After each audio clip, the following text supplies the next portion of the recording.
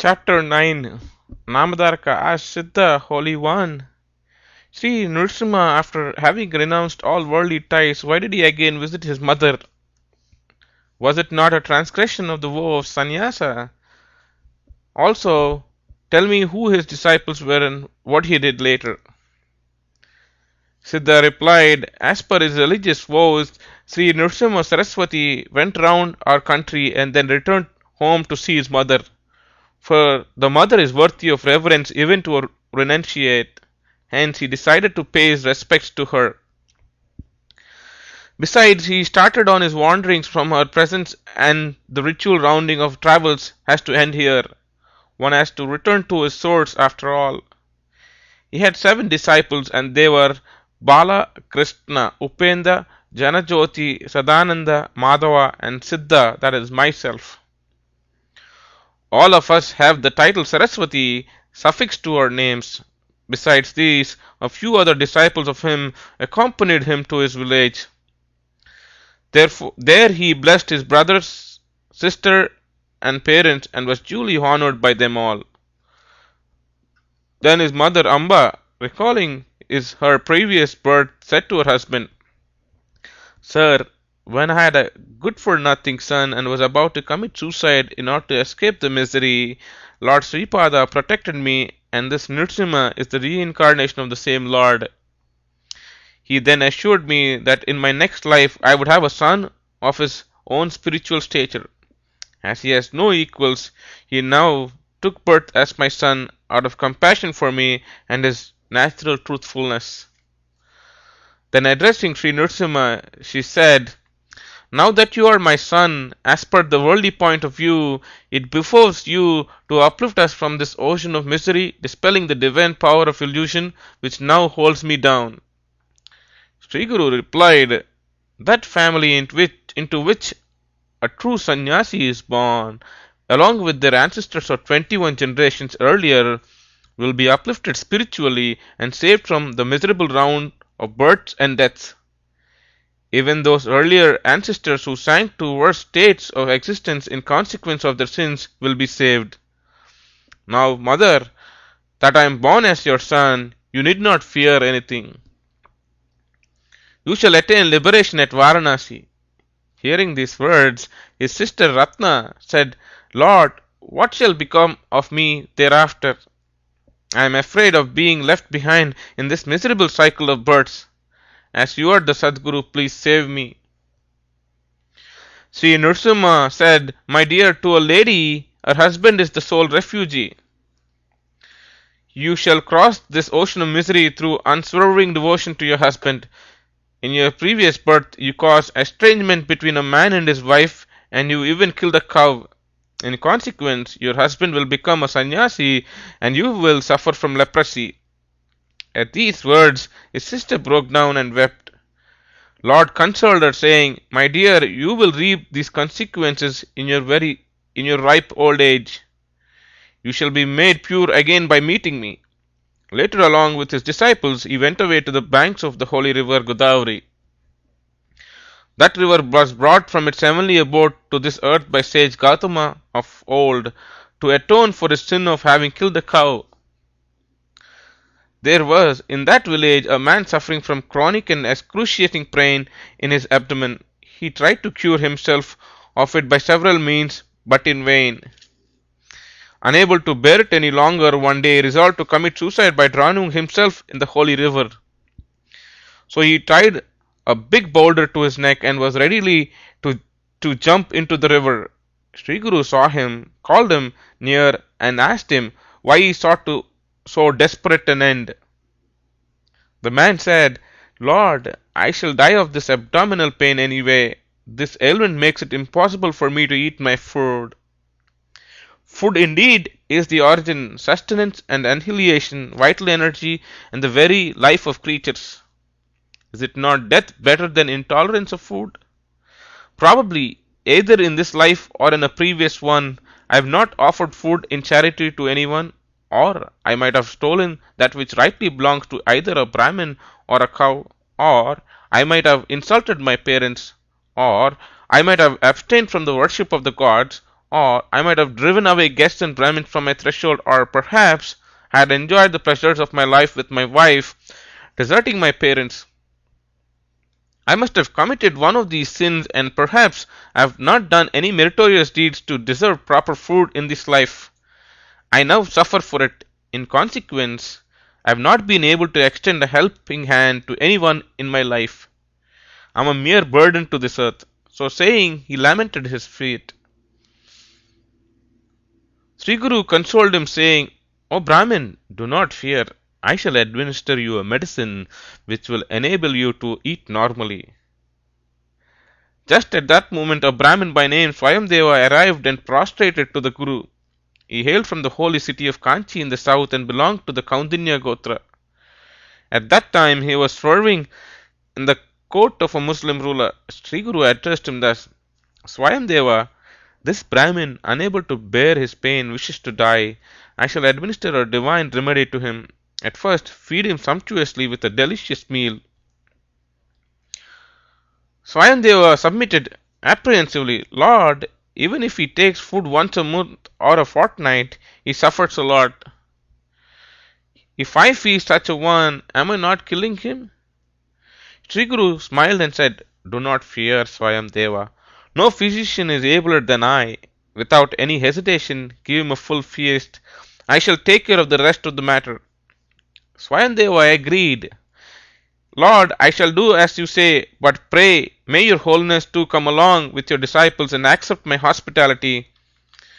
I shall offer myself as your disciple. Graciously accept me and save me. The Guru agreed. At the proposed hour went to Swayamdeva's house along with his disciples. The latter received Sri Guru with due reverence and offered him proper worship, chanting Vedic mantras like Purusha Sukta and Rudra Sukta. He then partook of the holy washings of the Guru's feet, that is Padatirtha, along with the members of his family, worshipped even the disciples of the master, and served food to all the guests. The ailing Brahmin guest too ate to his fill in the company of the Lord, who is the Guru of those Gurus who can grant salvation to their devotees. At once he was free from his trouble.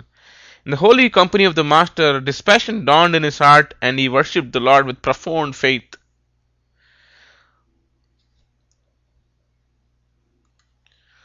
Swayamdeva, while massaging the Lord's feet, submitted, Swami, by serving your feet, all my holy acts and my very life are blessed. And so are my ancestors. I am really fortunate. They say that the Ganga washes away of our sins, the moon dispels heat, and that the Kalpavriksha ends all misery. But you uplift souls even as the wind lifts up shreds of cotton. Even though you are originally unborn, in order to protect the righteous, you have taken birth. Bless me that I and the descendants of my family could serve you. Save me from the one thing that is troubling me. The Muslim ruler whom I serve is a destroyer of life. Every year he kills a Brahmin. Now he has sent for me with the same intent, I fear. Sri Guru said, Do not fear, Swayamdeva. Go to that wicked ruler. You shall be honored by him and sent safely back. Do not worry. Indeed, when Swayamdeva visited the ruler, the latter honored him with gifts of jewels, ornaments, and new clothes. The Muslim king was at first enraged at Swayamdeva's delay in presenting himself at the palace, but he suddenly fell down unconscious. When he regained senses, his attitude underwent a radical change with regard to that blessed visitor. So the devout Brahmin returned and prostrated to Sri Guru. Who can annoy the true devotee of the Guru? Sri Guru said to him, You have totally surrendered yourself to me, body and soul. All your wishes shall be fulfilled.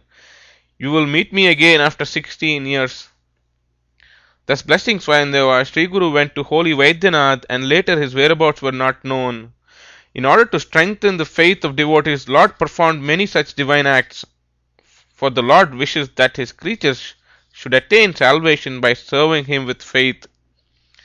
In order to inspire gratitude in their hearts, he blesses them with worldly good. By gratefully serving him thereafter, they learn to aspire for liberation. Then they meditate on him with perfect dispassion to worldly things. Later, by the grace of the Lord, with the help of the four great teachings, Mahavakyas, they attain union with the Supreme Self. Their ignorance thus destroyed, they attain eternal peace. That peace makes them compassionate, unbound beyond the pairs of opposites.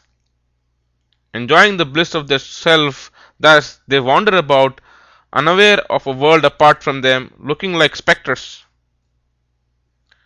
Through the touch, worship, and sight of the Sadguru, great spiritual powers are gained quite spontaneously.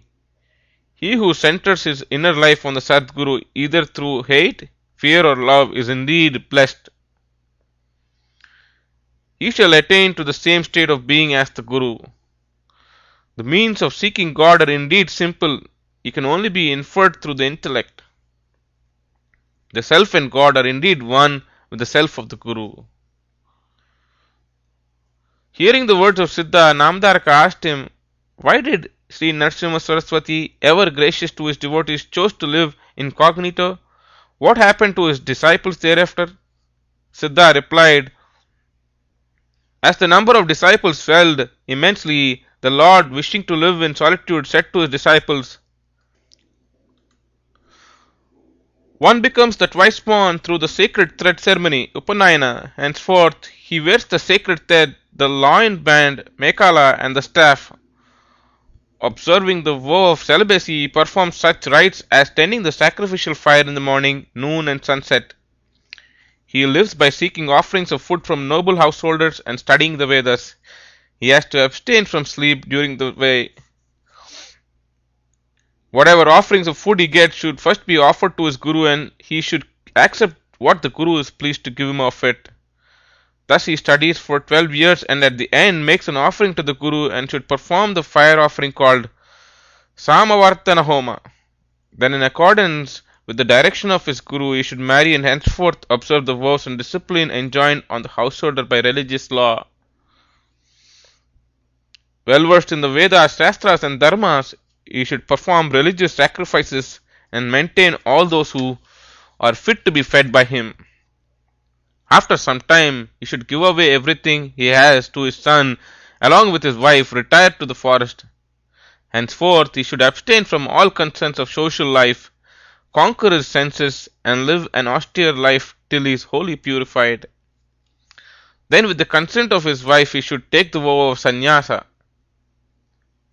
The vow involves attentive chanting of God's name, japa, living by alms and continuous meditation.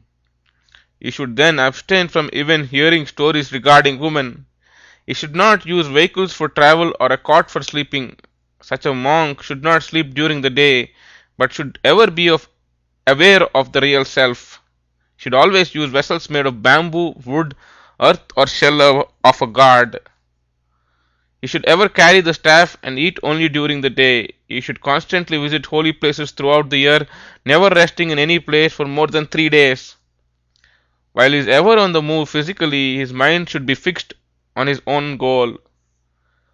If the state of his body does not permit him to wander, he should stay in a holy place, always meditating on Lord Vishnu. So saying, Sriguru had sent away his householder disciples and then addressed his renunciate disciples.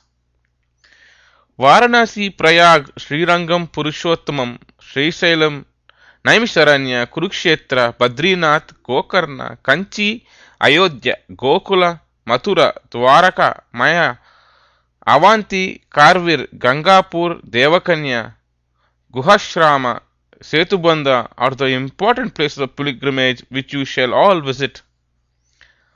These, besides such holy rivers as Ganga, Yamuna, Saraswati, Vipat, Marudvita, Vitasta, Chandrabhaga, Reva, Godavari, Amarraja, Sarayu, Bhima, Krishna, Kaveri, Tunga, Kshipra, Tapivedika, Charmanvati, and Gandakiya are all holy.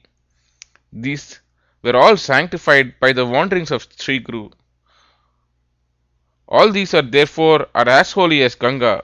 A monk should visit all these and all sacred tanks in the land and pay them his respect in accordance with ritual observances proper for them. When new water flows in rivers during the rainy season, the rivers are said to be in menses. Except those who dwell on their banks, no one should bathe in them till after about 10 days. Similarly, for wells and tanks, the prohibited period is 1 day, or for the less important rivers, it is 3 days. All of you visit the holy places as I have directed you, bathe in the rivers I have mentioned, and join me at Sri Salem in the year of plentiful harvest. Bahudanya. Thus he sent away all his disciples. I alone among them wish to stay on in his service, ever meditating on his lotus feet. The same Guru, Lord Dattatreya, graciously expounded to me the same path to wisdom as he did to Kings Yadu and Kartavirya of yore. O Namadaraka, I am pleased at your humility and discipline, and so I shall teach you the same. Thereby the bliss of self, the state of Vishnu, shall accrue to you.